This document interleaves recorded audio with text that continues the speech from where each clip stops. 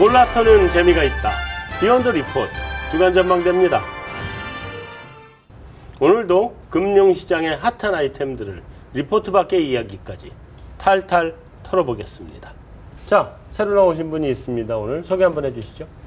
네, 안녕하십니까. SK증권의 김동원이라고 합니다.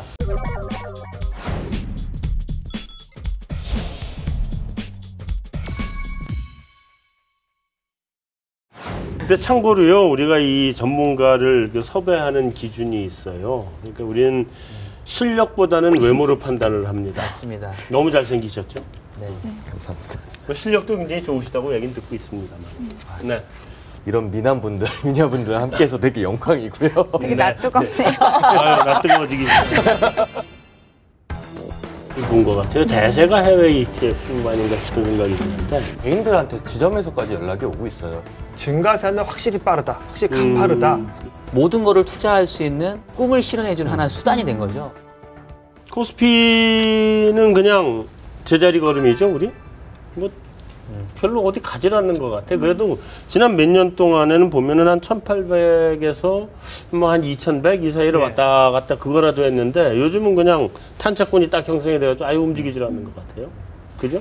시장 전망해달라 보통 이렇게 숙제가 들어오죠. 저희는 숙제라 표현하는데요. 예. 매월 전망에 대부분 비슷한 숫자를 넣다 보니까 쓰면서도 아, 이 숙제를 되게 성의 없이 해주는구나 이런 생각이 듭니다. 이 전망 자체가 되게 성의 없이 느껴지는 정도니까요. 예. 시장이 그만큼 뭐 아주 좁은 박스에 묶여서 이러지도 못하고 저러지도 못한다라는 것을 보실 수 있겠습니다. 그러니까 요즘에 코스피라고 안 부르고 박스피라고 부릅니다. 박스피로. 네. 그렇죠. 근데 이게 은행에 가서 돈을 집어넣으면 요즘 정기예금 금리 1%대. 1%는 주나요? 1%도 별로 안 주는 세후로 하면 한 1%좀 남짓 되지 않는가 싶습니다. 그죠? 거기다가 뭐 주식시장도 꼼짝 말하고.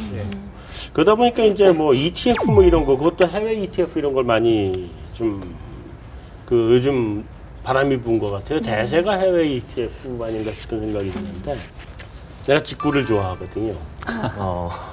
내가 직구를 많이 합니다. 나 주식은 직구를 한 번도 안 해봤어, 근데. 주식 직구한다면 어떻게 해요, 도대체? 요즘에 관심이 그러니까 가끔 저희는 기관 대상으로 영업을 하는 사람들이니까 보통 기관 투자자께 연락이 많이 오는데 개인들한테 지점에서까지 연락이 오고 있어요. 사실 저희 쪽에 활발하게 해외 세일즈하는 뭐 회사도 아니고 그럼에도 불구하고 해외 ETF 어떻게 하냐, 특히 뭐 후광통 뚫리면서도 뭐 중국 주식 어떻게 해야 되냐, 뭐 워낙 모든 증권사들 초유의 관심사기도 하죠. 뭐 근데 거기에서 좀 넓혀서 관심을 뭐 미국 주식 얘기하시고 막 그렇게 말씀을 하셨는데 요즘에는 글로벌 뭐 인도 막 그렇게 좋대는데 어떻게 투자해야 되냐, 뭐 유가에 대해서는 어떻게 투자를 해야 되냐, 그게 좀 더 편하게 좀 많이 생각을 하시는 것 같아요. 특히 ETF라는 상품을 통해서 좀 더 손쉽게 접근할 수 있는 비클이 생겼기 때문에 그 부분에서 많이 좀 관심이 커지시는 것 같습니다. 근데 어떻게 해요, 진짜? 근데 아니 해외 직구는 직구들 해봤어요, 여기? 해요? 해봤어요. 해본 거 자주 하지는 않고 해봤으니까 알지 않겠네. 뭐 미국에 말하자면은 삭스 피프th 세븐에 들어가서 물건을 산 다음에 거기 배송 대행지로 배대지라고 하죠. 배대지를 골라서 뭐 우리 몰테일 뭐 이런 데 해가지고 그걸로 보내서 한다니까. 정말 하시는. 그래서 이게 하는데 주식 직구는 어떻게 해야 돼 도대체? 주식 역시 내가 집에 HTS 이 화면을 딱 띄워가지고 그 안에 들어가서 살 수 있어요? 네, 물론입니다. 물론이고요. HTS 들어가셔서 해외 주식 란 들어가시고 거기서 뭐 ETF 뭐 그 종목 검색하시면, 그러니까 ETF라는 게 상장 주식입니다. 미국 상장 주식이고 해외 거래를 할 수 있는 그런 자격이 갖춘 증권사에 거래를 하시기 시작하면 언제든지 손쉽게 장중에 접근하실 수 있습니다. 매도도 자기가 할 수 있는. 예, 물론입니다. 거기도 요즘 많아요, 문의가? 저희는 뭐 이렇게 많지 않습니다. 거기 많죠. 네, 이제 증권사마다 좀 아셔야 될 부분이 있는 게 나라마다 거래소가 있거든요.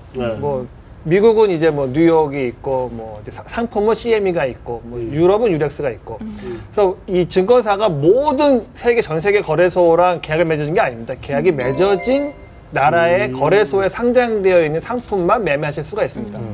그래서 이제 말씀하셨던 것처럼 인도다. 그러면 인도 증시의 거래소랑 계약이 맺어진 증권사에 가서 계좌를 여시고 자금을 넣으셔서 그 다음부터는 이제 손쉽게 매매하실 수 있는 거니까 원하시는 나라를 그 증권사가 거래하고 있는지, 그러니까 원하는 나라를 그걸 한번 확인해 보시면 그 이후부터 우리나라 주식하시는 거랑 뭐 거의 똑같습니다. 24시간이 모자라실 수도 있죠.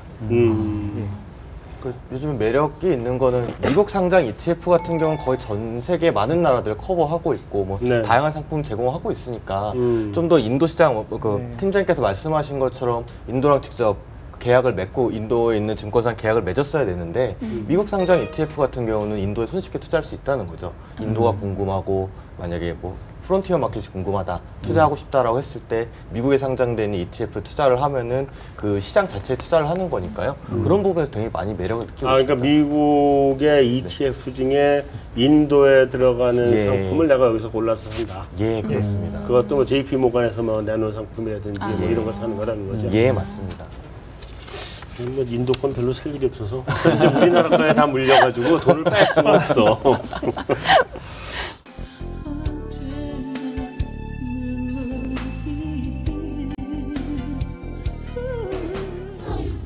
얼마나 비중이 얼마나 되는 거예요? 지금 개인 투자자들 해외 투자가 좀 많이 늘었어요? 그러니까 비중을 제가 사실은 알긴 쉽지는 않고요. 비중 알기는 어렵죠. 네, 비중을 알기는 어렵지만 2002년도에 비해서 한 3배, 2012년도에 비해서는 한 3배 정도 늘었다고 하고요. 한 85억 달러 정도가 2014년도에 거래가 됐다고 하니까 뭐 규모는 절대적인 규모가 크다 할 수는 네. 없지만 증가세는 확실히 빠르다, 확실히 가파르다 이렇게 보실 수밖에 없어 보입니다. 그리고 또 실제로 이 많은 조금 대형 리서치 증권사는 네. 해외 주식을 직접적으로 분석을 해라. 이런 이제 요구까지 생기게 됩니다. 이제 후강통 그러니까는 중국의 어떤 주식이 유망하냐. 이거에 대해서 리서치를 해서 고객들에게 제공을 하십시오라는 이제 또 다른 숙제가 나오는 거죠. 네. 그래서 이 증권사의 이 세일즈, 이제 판매단도 중요하지만 이제 리서치까지 같은 압력이 들어오고 있으니까 확실히 해외의 이 매매에 대한 주식에 대한 관심은 뭐 전반적으로 확실히 뜨거워지고 있는 건 분명하다. 이렇게 보셔도 무리는 없겠습니다. 근데 최근에 뭐 보면은 그 국내 투자자가 가장 많이 거래한 해외 주식이 이제 ETF다. 대부분이. 네. 뭐 그렇게 하는데 왜 해외 ETF예요? 하필이면? ETF가 굉장히 편한 상품입니다. 일단은 가장 편한 상품이고요. 예를 들어서 뭐 헤지펀드가 지수가 있어요. 네. 헤지펀드 지수를 쫓아가는 ETF를 만들 수 있는 거고 뭐 셰일가스와 더불어서 핫했던 MLP 관련 투자도 직접 할 수 있습니다.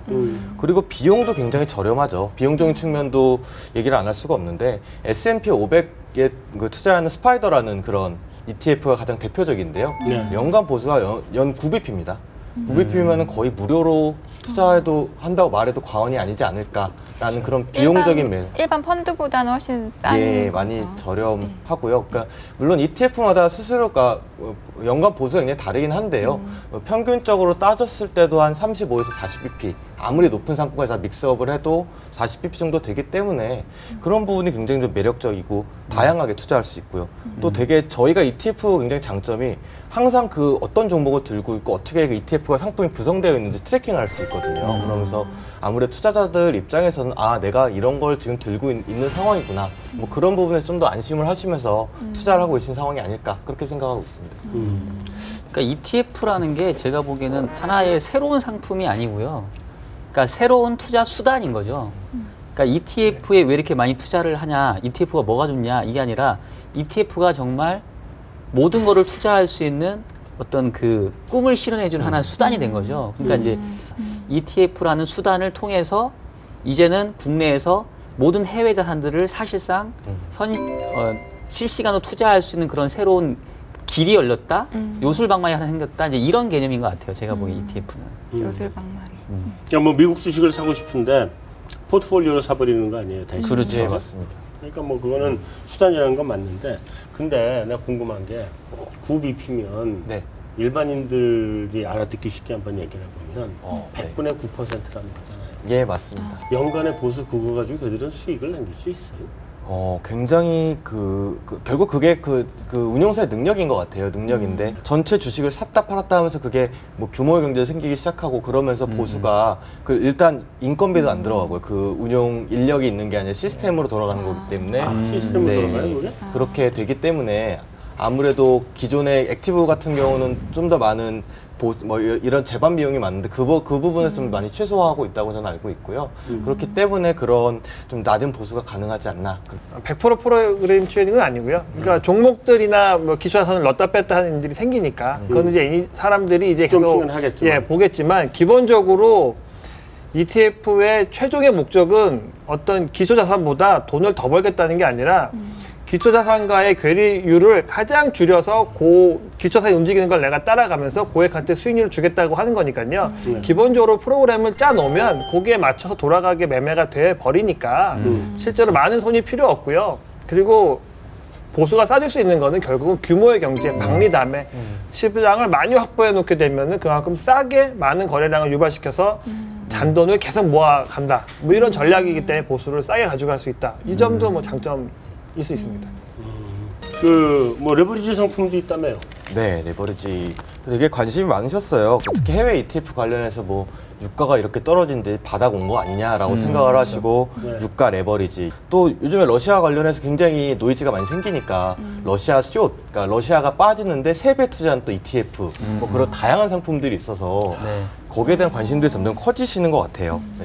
그러니까 인덱스 투자의 그 단점이라고 한다면 변동성이 적다는 거죠. 왜냐하면 지수를 쫓아가니까. 그러니까 근데 이제 특히 우리나라 투자자들은 그걸로 성에 안 차거든요.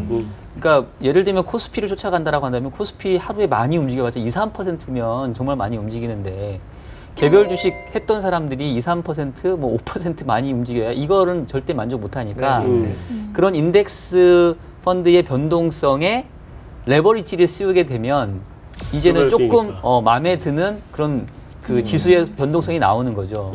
깨질 때는 많이 깨지는 거 아니에요? 그거는 다 뭐 무릎 쓰고 들어가니까. 무릎 쓰고 들어가니까. 예, 뭐 오왕청심을 하나 옆에 놓고.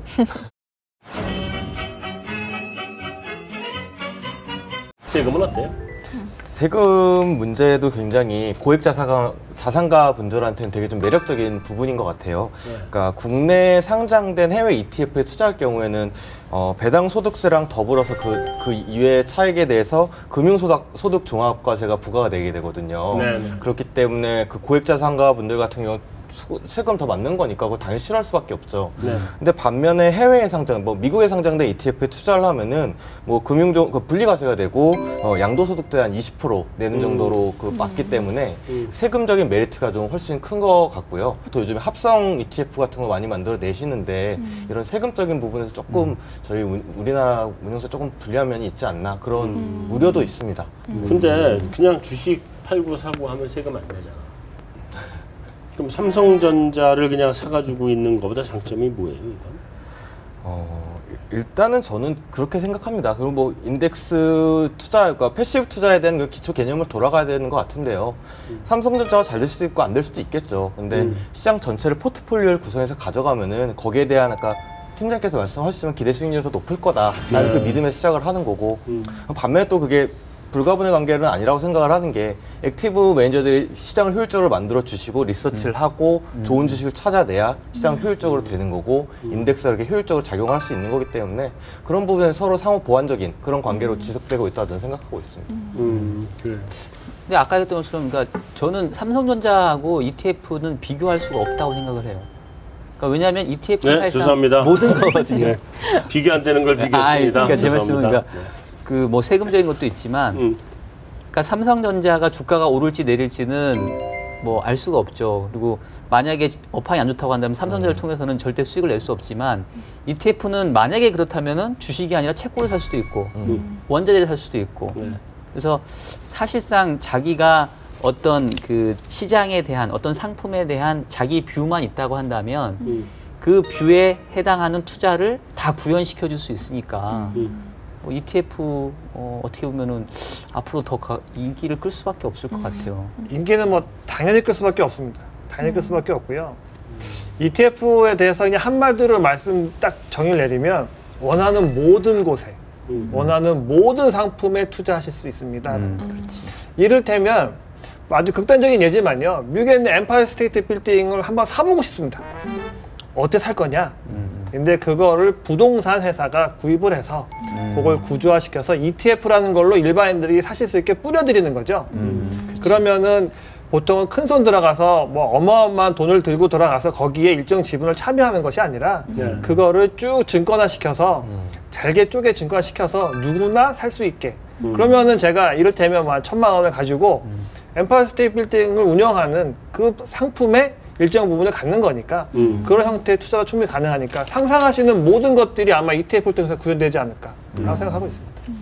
그럼 기관들도 지금 그 ETF를 많이 쓴다 뭐 이러죠?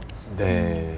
그 요즘에 좀 작년 10월에 ETF 컨퍼런스라는 게 있었거든요. 거기서 아마 기사를 찾아보시면 찾아볼 수 있을 것 같은데 뭐 주요 연금 쪽에서도 ETF 투자에 대해서 굉장히 높은 관심을 보이고 있다라는 말씀 계속 하고 계시고요.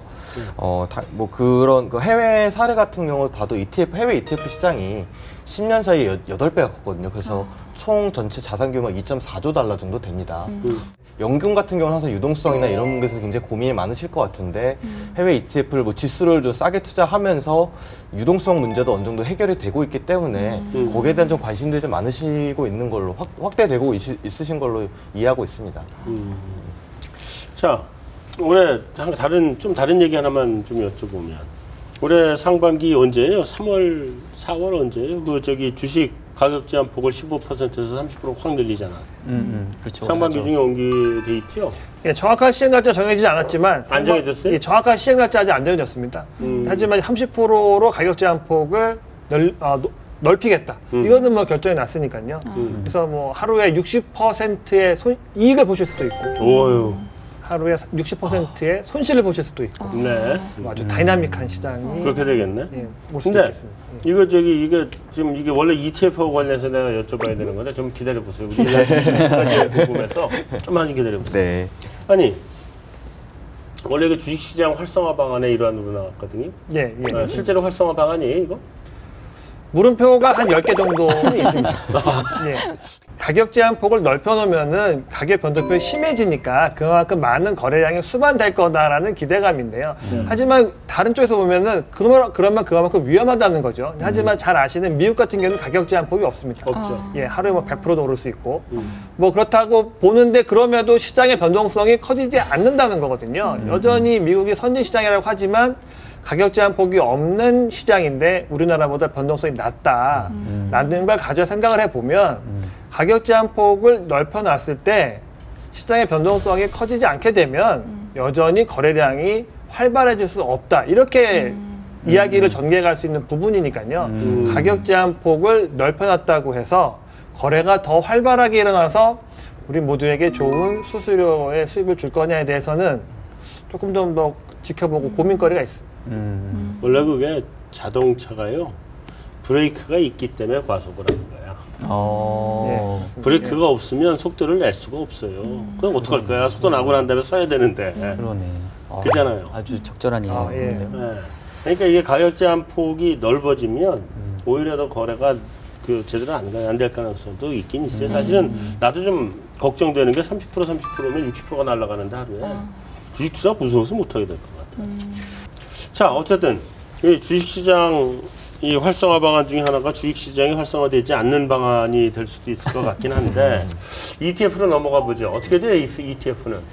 ETF도 어쨌든 시장 자체 변동성 커지면 그 지수를 똑같이 쫓아가는 상품이기 때문에 당연히 변동성 커질 수밖에 없는 거고요. 그러니까 ETF는 그 시장을 추종하는 거, 시장의 어떤 펀더멘탈을 결정하는 요소가 아니라 시장을 따라가는 그런 상품으로서 그 개념을 가져가시는 게 맞는 것 같고 그렇기 때문에 당연히 우리나라 시장의 변동성이 커지면은 거기에 대한 그 ETF의 변동성 역시 커진다. 그렇게 정리를 하시면 될 것 같습니다. 그러니까 시장을 따라갈 거다. 네, 맞습니다. 시장에 어떤 영향이 오든 네. 그 영향이 그대로 ETF도 옮겨온다. 예, 그렇게 반영이 됩니다.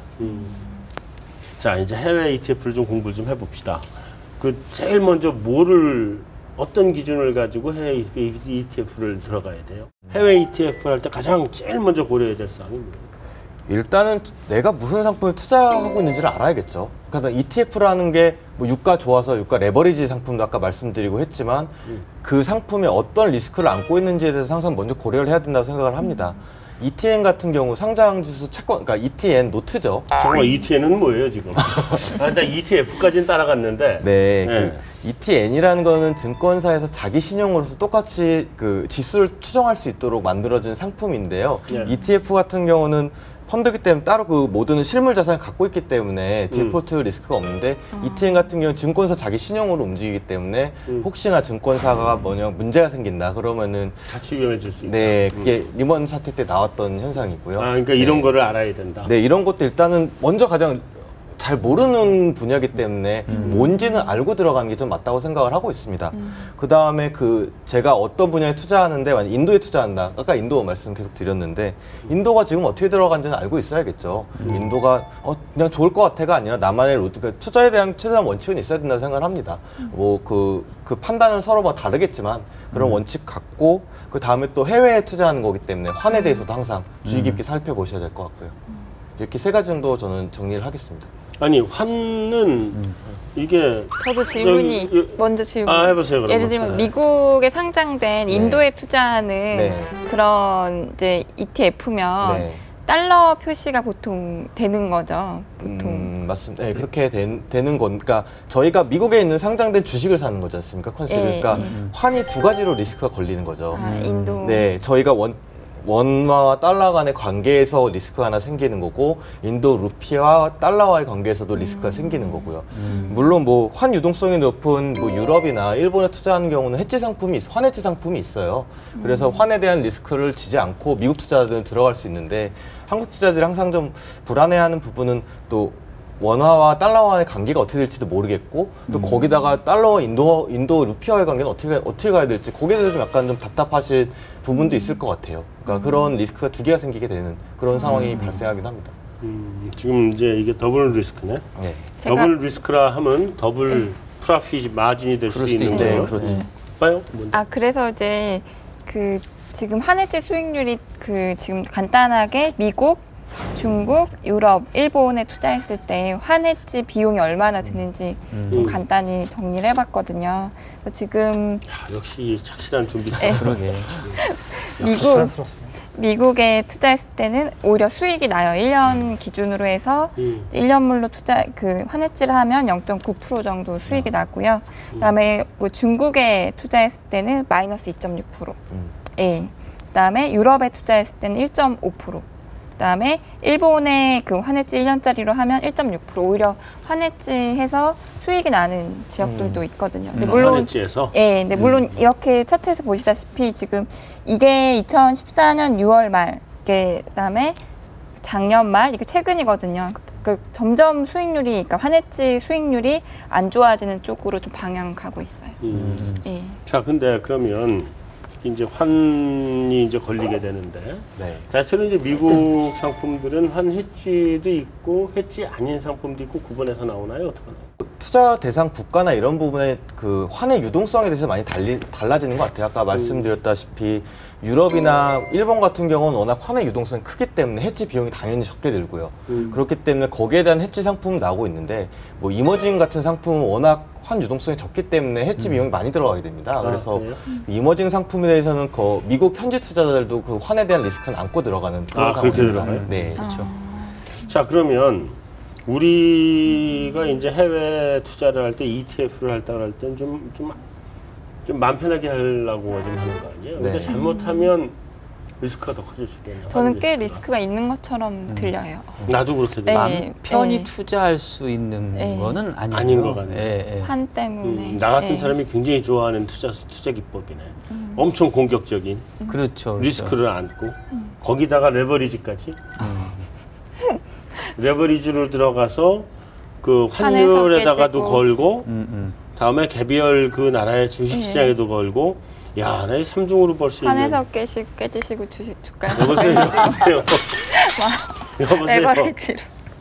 근데 요즘에 또 국내 자산 운용사들이 내놓은 상품 같은 경우 해지되는 상품이 굉장히 많지 않습니까? 그런 환에 대한 사람들은 리스크를 싫어하기 때문에 항상 거기에 대해서 조금 비용을 더 내더라도 해지를 거는 거를 우리나라에 상대된 ETF 같은 경우는 그렇게 상품이 점점 출시가 되고 있는 걸로 알고 있습니다. 원달러 해지를 해서. 네, 그래서 만약에 저희가 일본 주식시장 2013년에 너무나 좋았던 일본 주식시장에 투자를 했을 때 환율에 대한 리스크를 해지를 하고 직접 투자했다면 충분히 높은 수익률을 얻을 수 있었겠죠. 그래서 환이 항상 양날의 검인 것 같은데 해외 투자에 있어서 그 부분은 예측하기도 너무 힘든 부분이고요.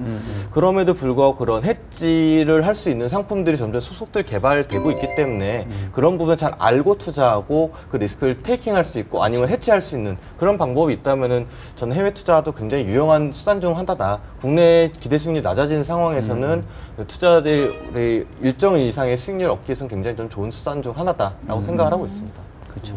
그러니까 그렇게 보면 사실 ETF라는 게 위험에 대한 선호도가 낮은 분들이 투자할 대상은 아니에요. 어떻게 보면. 맞아요. 그러니까 뭐 그만큼 이제 천차만별로 위험이 적은 것도 있고 위험이 높은 것도 있고, 그러니까 되게 선택의 폭이 다양해지는 정도로 봐야 되겠고요. 그렇죠.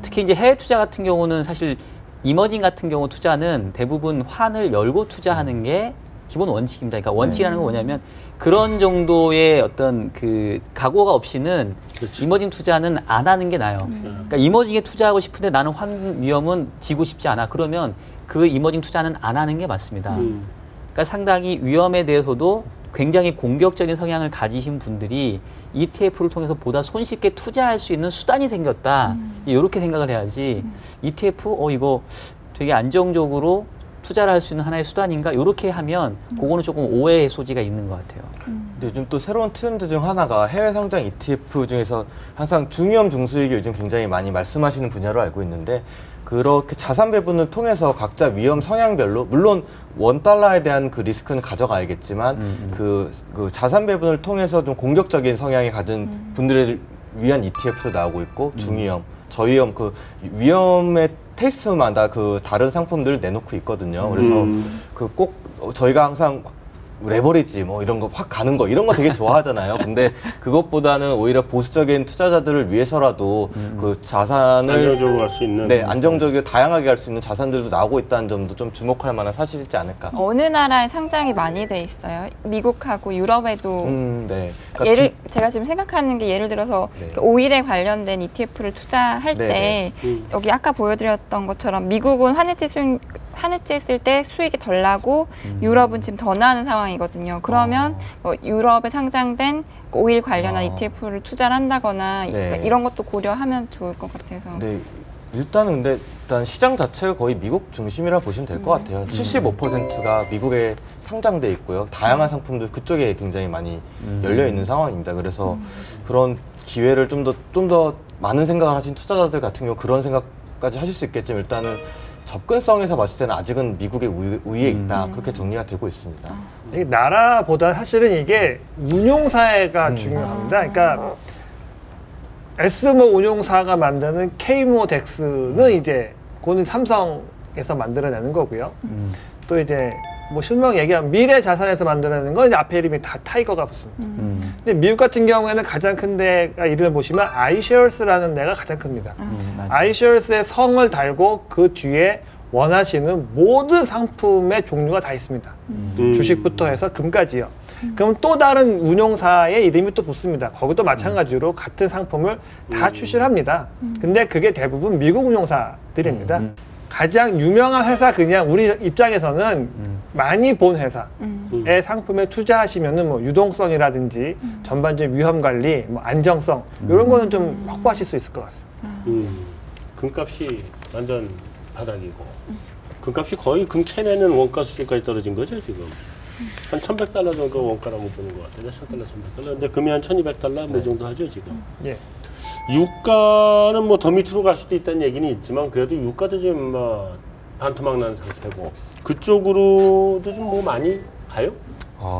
유가 같은 거 되게 약간 ETF 상품 같은 경우는 역발상 투자자들이 굉장히 많이 활용하는 상품인 것 같아요. 유가가 떨어지고 있는 상황에서 UCO라는 아까 유가 레버리지 ETF 자산 굉장히 빠르게 늘어났거든요. 그러니까 이거는 제가 뭐 그러니까 아까 말씀하셨듯이 그런 상품을 좋아하시는 분들도 있을 거고 네. 전체 자산 중에 조금만 넣어놨다가 진짜 내가 생각한 대로 방향성이 나오면은 충분히 수익률을 낳을 수 있는 구조이기 때문에 좀 그렇게 돈이 좀 흘러가고 있는 상황이기도 하고 그리스에 투자하는 ETF도 있는데 오히려 그러니까 되게 재밌는 현상이 그리스 치프라스 당선 뭐 얘기 나오고 하면서 오히려 자산이 굉장히 빨리 늘었거든요. 이거 노이즈가 생기면서 오히려 반대로 들어가는 그런 그러니까 자산 플로우만 보고 항상 얘기할 수 있는 건 아니지만 그런 약간 고위험 베팅을 하시는 분들도 굉장히 좀 좋아하는 그런 상품이 그런 모습을 좀 보이고 있습니다. 내가 알기로 이제 시력이 가장 좋은 게 돈이거든요.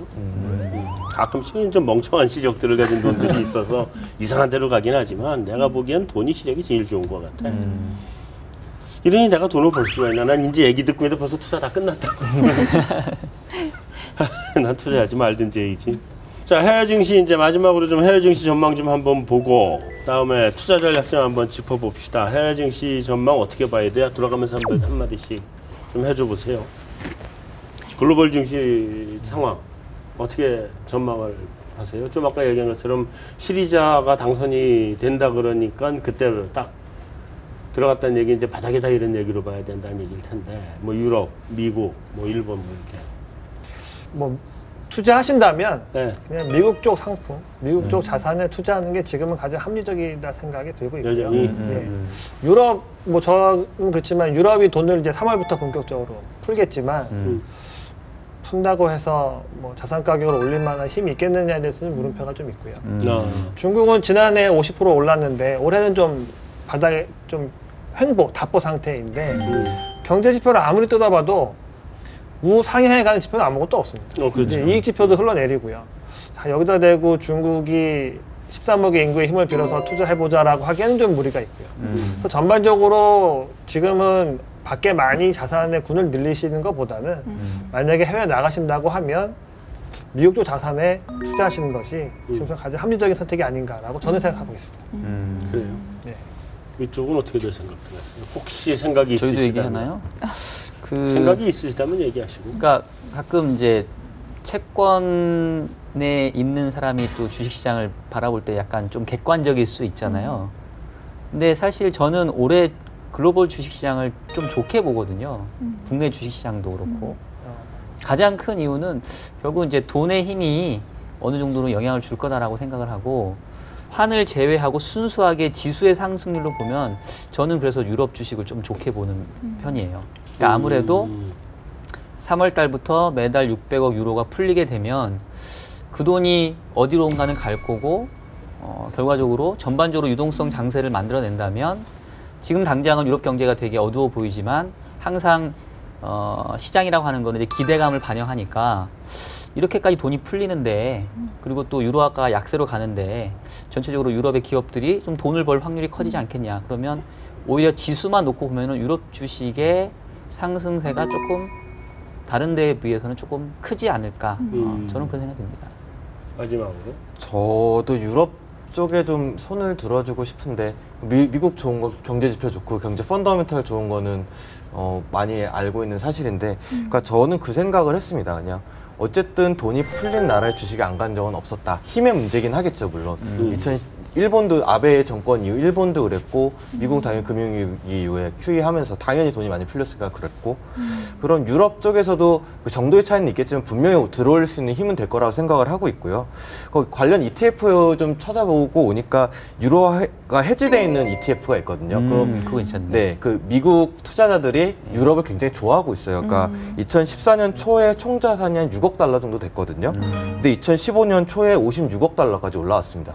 그리고 어제 그 총자산 기준으로 보니까 99억 달러까지 올라왔어요. 네. 거기에 대해서는 미국 투자자들 심리 자체도 유럽 돈 푸니까 간다. 그 생각 한번 하는 것 같고요. 그런 심리가 이어지고 그 미국에서 유럽으로 돈이 들어가는 상황이라면 그렇게 물론 해지된 자금이긴 하지만 거기에 대해서는 분명히 기대감을 가질 수 있지 않을까. 저는 그렇게 생각하고 있습니다. 그거 저도 좀 알려주세요. 그 종목. 유로화 해지된 거. 예, 그거 사랑해. 썰깃하네. 유럽 쪽에 ETF 바로 그럼 3원 사겠습니다. 난 알려줘봐야 소용이 없어요.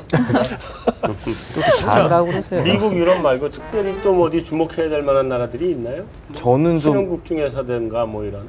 아까부터 인도 굉장히 밀었는데요. 인도 굉장히 그래서 계속 인도 얘기해요. 인도 되게 좋아합니다. 물론 되게 리스크 큰 국가입니다. 뭐 불과 몇 년 전만 해도 인도 망하니 많이 그랬던 나라기도 하고요. 근데 저는 인도가 가진 펀더멘탈에 대해서 일단 다시 한번 지켜봐야 되고 그 신정권 기대감 그거 무시할 수 없다고 생각합니다. 작년 인도 증시 가시는 거 무섭게 가고 물론 외국인 자금 끌어올리기도 했겠죠. 근데 실질적인 액션이 나오고 있으니까 모디가 뭐 유류세 보조금을 줄인다든지 그래서 재정을 건전하겠다는 액션을 보여준다든지 그런 정책적인 실질적인 모멘텀이 나오고 있기 때문에 사실 뭐 중국 아니면 인도 아니겠습니까? 글로벌, 그러니까 이머징으로 본다면 그렇게 큰 시장, 큰 잠재력을 갖고 있는 나라인데 자체 그 이머징 국가 중에 펀더멘탈을 본다면은 인도에 대한 기대는 충분히 가져되지 않을까 그렇게 생각하고 있습니다. 자, 우리 여기서 메인 토크 마무리하고 여신 인사이드로 넘어가겠습니다.